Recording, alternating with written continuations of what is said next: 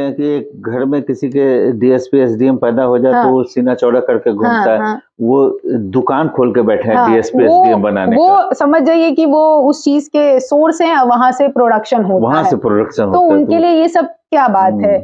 But वैसे इंसान से इतना इज्जत मिलना, इतना रिस्पेक्ट मिलना बहुत बड़ी बात है मेरे लिए। एक बार जिला में आपको फिर बुलाया गया, हाँ, अल्पसंख्यक कल्याण विभाग के द्वारा। जी। मैं उससे पहले मैं एक और बात बताऊंगी। फिर विमेंस डे के दिन मुझे बुलाया गया, डीडीसी ऑफिसर से मैं मिली। वहां पे जितनी भी महिलाएं थी अपने आप में एक सबका, कोई सीईओ, कोई डीआरडी ऑफिसर, कोई कुछ बहुत सारी ऐसी ऑफिसर से मैं मिली थी। आइकॉन और आपके साथ बगल हाँ, वही मैं उनका नाम स्वाति मिश्रा, मैं उनका नाम लेने ही वाली हूँ अभी।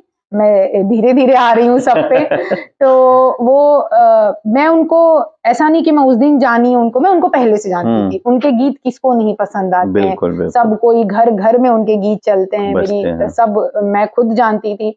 मैं शॉक्ड हो गई, शायद मैं नाम सुनने में कंफ्यूज हो गई थी, तो मुझे उतना ध्यान नहीं आ रहा था। बट जब मैं उनको देखी तो मैं शॉक्ड हो गई कि भाई इतने बड़े कलाकार के साथ मंच शेयर करना और उनके बगल में बैठना, वो भी चीफ गेस्ट, मैं भी चीफ गेस्ट। हाँ, तो वो तो चलो उन्होंने अपना बहुत नाम कमाया, बहुत टाइम से हैं वो इस फील्ड में। मैं तो अभी एकदम 15 दिन से मुझे लोग जान रहे हैं, कौन जाना नहीं जाना मुझे पता भी नहीं था। बट तो वो चीज मेरे लिए बहुत बहुत अच्छा फील हुआ था कि मैं स्वाति मिश्रा के बगल में बैठी हुई थी उनके, और वो जैसे मैं उनसे बात की, उनसे भी बात करके बहुत अच्छा लगा। वो आते ही मुझे बोली कि प्राउड ऑफ यू, छपरा का तुमने नाम किया, ऐसे किया।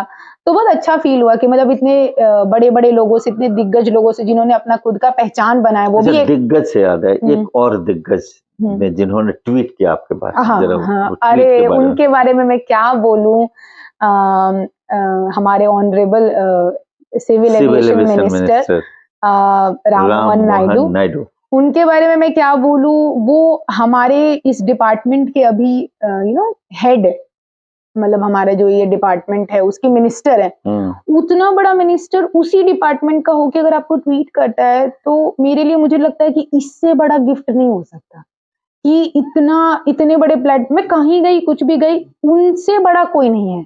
जो उन्होंने ट्वीट किया, पूरी मेरी 10, 15, 20 लाइन लिखा उन्होंने मेरे बारे में, मेरा फोटो अपलोड किया, तो मुझे लगा कि मेरा जीवन सफल हो गया। पायलट बनने का कुछ तो फायदा हुआ कि भाई सिविल एविएशन मिनिस्टर ने ट्वीट किया, तो उस पे मैं क्या बोलूं। मैं एकदम से बहुत शॉक्ड हो गई थी। मैं आधे घंटे तक प्रोसेस ही नहीं कर पाई, पीएमओ को टैग करके, प्राइम मिनिस्टर हमारे, नरेंद्र मोदी जी को टैग करके उन्होंने ये चीज लिखी थी मेरे बारे में। तो मेरे लिए तो वो सोशल मीडिया पर पॉपुलर हुई आप। सोशल मीडिया की आज कहें कि एक सनसनी है सोशल मीडिया पे।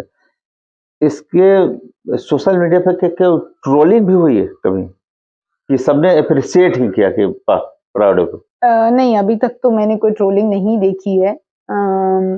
मुझे जहां तक लगता है, शायद मैं नहीं देख पाई हूँ या पता नहीं क्या, बट नहीं होने लायक है भी नहीं।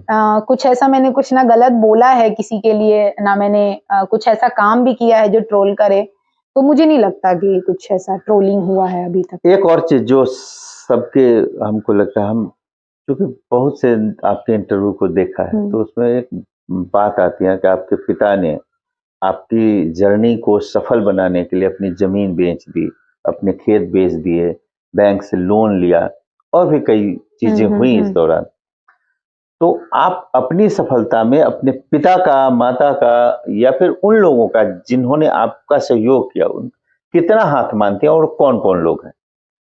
देखिए, मैं एक बार नहीं, मैं 1000 बार बता चुकी हूँ कि कहते ना कि हर कामयाबी के पीछे किसी ना किसी का हाथ होता है। तो ये बेकार की बात है कि अरे मैं तो ऐसे नहीं।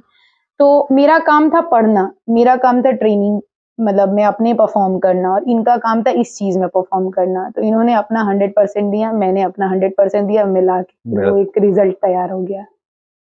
पायलट बनने का सपना पूरा हो गया, अब क्या करना है? देखिए, मेरा सिंपल है। मेरा कोई ऐसा, ये सब जो सोशल मीडिया चल रहा है, ये तो चलिए ऊपर वाले की देन है, जो लोग जान गए मुझे। तो ये तो मेरा ऐसा कोई दूर दूर तक डिपार्टमेंट है नहीं कि मुझे कोई जाने। बट रही बात पायलट बनने का, बस यही था, एक जहाज उड़ाना है।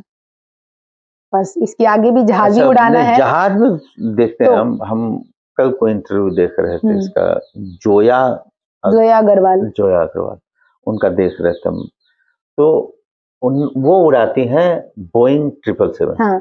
तो ऐसा भी कोई ड्रीम होता है पायलट का, कोई बोइंग 777 उड़ाए? देखिए वो कहते हैं ना कि पायलट मेरे हिसाब से वैसा होना चाहिए कि मैं कोई सी पर्टिकुलर जहाज के मॉडल के बारे में नहीं बोल सकती कि ये मुझे पसंद है, लेकिन हाँ बोइंग 777 बहुत प्यारी जहाज है, बहुत बड़ी जहाज है।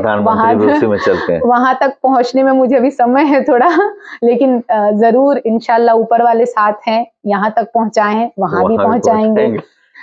सारी मॉडल की जहाज है। अगर मैं एयरबस उड़ाऊं तो एयरबस के फ्लीट में जाते हैं, 320 है एयरबस, 320, एयरबस 350, 380 है, वो भी ऐसी ही नहीं है जैसे बोइंग का मॉडल है वैसे वो एयरबस का मॉडल है।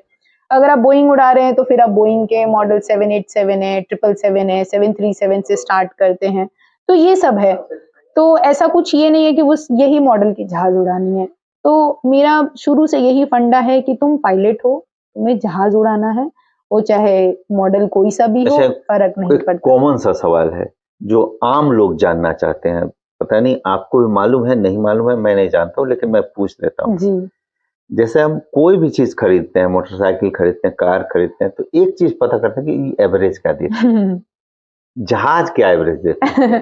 देखिए जहाज की बात करें तो हम पायलट जो होते हैं ना, सिर्फ उनका ये काम नहीं होता है कि वो जहाज लेके गए और जहाज लेके आ गए, उससे पहले हम सब यही सब तो करते हैं। अच्छा। कि यहाँ से यहाँ तक जाना है तो कितना डिस्टेंस है, उस डिस्टेंस में हम फ्यूल कैलकुलेशन करते हैं। अपना फ्यूल कैलकुलेशन का पूरा एक रूल है कि अगर आप A to B जगह पे जा रहे हैं, A से B, दिल्ली से बैंगलोर जा रहे हैं, तो वहां का फ्यूल, फिर आप ऑल्टरनेट भी लेते हैं कि अगर यहाँ नहीं जा पाए, आपको कहीं ऑल्टरनेट जगह जाना पड़ गया, मौसम खराब होने की वजह से, वहां पे फिर एक्स्ट्रा फ्यूल भी लेके जाते हैं, रिजर्व फ्यूल इमरजेंसी के लिए। अच्छा। फिर बाकी उसमें बहुत सारे क्राइटेरिया होते हैं, वो हम पढ़ते हैं, तो वो तो मैं बता नहीं सकती 5 मिनट में, तो वो हम कैलकुलेट करते हैं। एज अ पायलट हमें कैलकुलेट करना है, लेकिन हमें पता होता है कि हाँ एक ये जहाज मॉडल है, हर जहाज का अपना अपना होता है। एक जहाज मॉडल है कि इतने से इतने दूर तक ये जा सकती है, इसमें इतना फ्यूल का कैपेसिटी है, तो उसी हिसाब से उसको उस रूट में यूज करते हैं। अच्छा, ये नहीं मतलब मेरे जानने का मतलब था कि आपका जो जहाज है, हाँ। तो हमारा कार है, मोटरसाइकिल है, ये कैसे फ्यूल खाता है? किलोमीटर से। हाँ, हम लोगों का किलोमीटर से खाता है कि घंटा से खाता है? नहीं, हम लोगों का क्या होता है, आप लोग किलोमीटर में, हम लोग रोड पे चलते हैं, हम लोग नॉटिकल माइल उसको लेते हैं। नॉटिकल माइल पे जो डिस्टेंस होता है वो नॉटिकल माइल पे करते हैं। और जहाज का भी यही है, हम लोग गैलन्स में फ्यूल मेजर करते हैं, बट उसको लीटर में भी कन्वर्ट करते हैं। मैं बहुत लंबा हो जाएगा ये चीज एक्सप्लेन करने बैठ गऊं तो लीटर में हम करते हैं। तो हम जब ट्रेनी जहाज उड़ाते थे, अभी तो मैंने बड़ी जहाज उड़ाई नहीं है तो मुझे उसका कोई आइडिया नहीं है, बट जब हम ट्रेनी उड़ाते हैं तो हम उसको 1 घंटे में कितना लीटर खाएगी, यूएस गैलन भी कर सकते हैं, बट गैलन को फिर लीटर में कन्वर्ट भी करते हैं। तो उस हिसाब से हम अपना कैलकुलेट करते हैं कि हमें 2 घंटे के लिए जाना है, तो 1 घंटे में अगर इतना खा रही है, उसी हिसाब से 2 घंटे में उतना खाएगी, फिर उसका ऑल्टरनेट, फिर उसका एक्स्ट्रा फ्यूल, सब ये जो होता है, ट्रिप फ्यूल, टैक्सी का फ्यूल, ये सब का फ्यूल, ये सब हम कैलकुलेट करके एक फ्यूल प्लानिंग करते हैं, जिसको बोलते हैं फ्यूल प्लानिंग।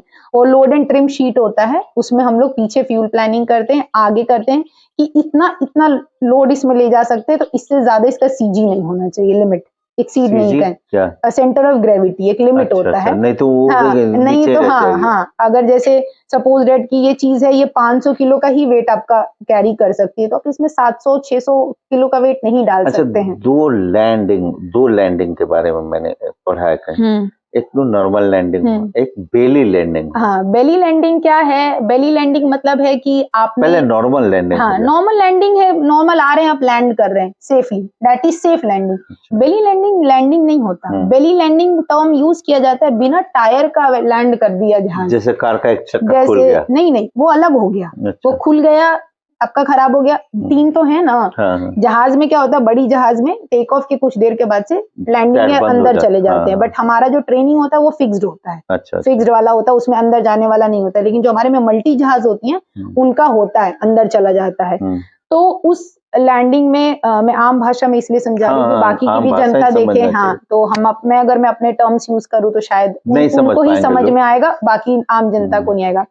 तो क्या होता है कि एक समय पे जहाज उड़ती है, कुछ देर के बाद से वो टायर सारे अंदर चले जाते हैं और लॉक्ड हो जाते हैं।